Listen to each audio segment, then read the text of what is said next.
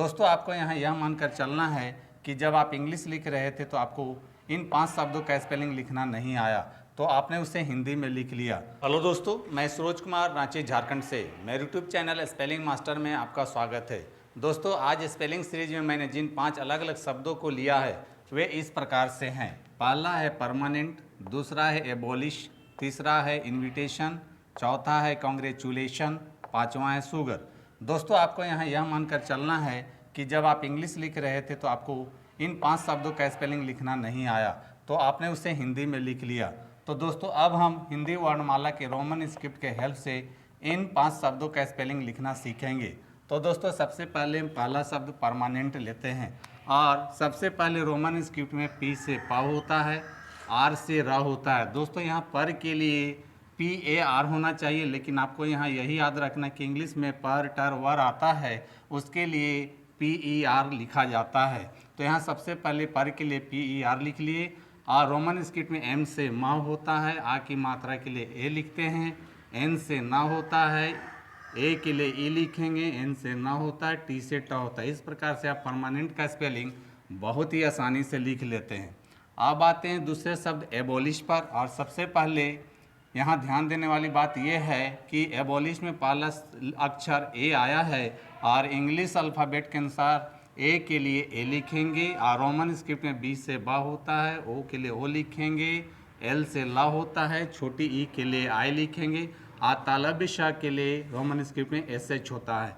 इस प्रकार से आप एबॉलिश का भी स्पेलिंग बहुत ही आसानी से लिख लेते हैं। अब आते हैं तीसरे शब्द इन्विटेशन पर, और दोस्तों यहाँ ध्यान देने वाली बात यह है कि इन्विटेशन में लास्ट में शन आया है, और इंग्लिश के जिन शब्दों के अंत में शन आता है उसके लिए इंग्लिश में TION लिखा जाता है। तो दोस्तों सबसे पहले शन के लिए हम लोगों ने TION लिख लिया, और बाकी बचे शब्दों के लिए रोमन स्क्रिप्ट का हेल्प लेंगे। रोमन स्क्रिप्ट में छोटी ई के लिए आई होता है, N से ना होता है, V से व होता है, छोटी ई के लिए आई लिखेंगे, और T से ट होता है, और यहाँ टे के लिए यानी ए की मात्रा के ई होना चाहिए। तो आपको यहाँ याद रखना है कि टे के लिए यहाँ TA लिखना है। इस प्रकार से आप इन्विटेशन का भी स्पेलिंग बहुत ही आसानी से लिख लेते हैं। अब आते हैं चौथे शब्द कांग्रेचुलेशन पर। दोस्तों यहाँ भी आप देख रहे हैं कि शब्द के अंत में शन आया है, तो सबसे पहले शन के लिए TION लिख लेते हैं, और बाकी बचे शब्द के लिए रोमन स्क्रिप्ट का हेल्प लेंगे।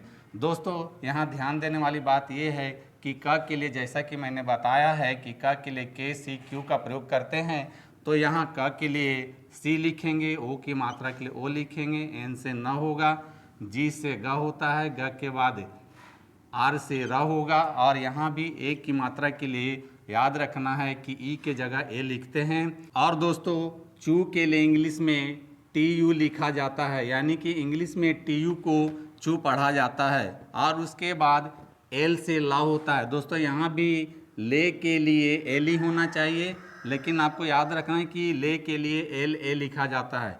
इस प्रकार से आप कांग्रेचुलेशन का स्पेलिंग भी बहुत ही आसानी से लिख लेते हैं। अब आते हैं पांचवें शब्द शुगर पर, और सबसे पहले रोमन स्क्रिप्ट में दंती स के लिए S लिखते हैं, छोटी ऊ के लिए U लिखते हैं, ग के लिए GA लिखते हैं, R से र होता है। इस प्रकार से आप शुगर का भी स्पेलिंग बहुत ही आसानी से लिख लेते हैं। तो दोस्तों देखा आपने, इंग्लिश स्पेलिंग लिखना है बहुत आसान, शब्द छोटे हो या बड़े इससे कोई फ़र्क नहीं पड़ता है। तो दोस्तों आप मुझे अपने 5 कठिन शब्दों को कमेंट बॉक्स में लिखकर बता सकते हैं जिसका स्पेलिंग लिखने में आपको दिक्कत महसूस होता है। मेरा अगला स्पेलिंग सीरीज आपके 5 कठिन शब्दों पर होगा। तो दोस्तों मेरी टीचिंग पसंद आती है तो मेरे वीडियो को लाइक, कमेंट और शेयर करें, तथा मेरे चैनल स्पेलिंग मास्टर को फॉलो, सब्सक्राइब जरूर करें। मिलते हैं नेक्स्ट वीडियो में। Thank you. दोस्तों वीडियो पसंद आए तो इस वीडियो को लाइक करें, शेयर करें और मेरे चैनल को सब्सक्राइब जरूर करें। Thank you.